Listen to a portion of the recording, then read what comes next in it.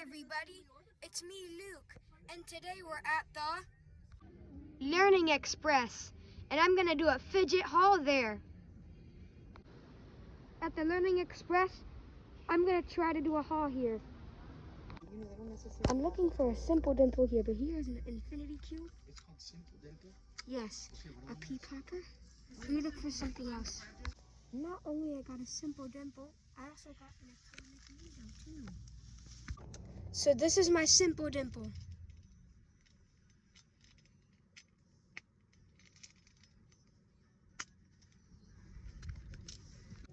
And this is my atomic needle.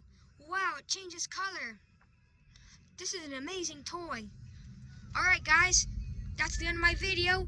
See you soon. Bye.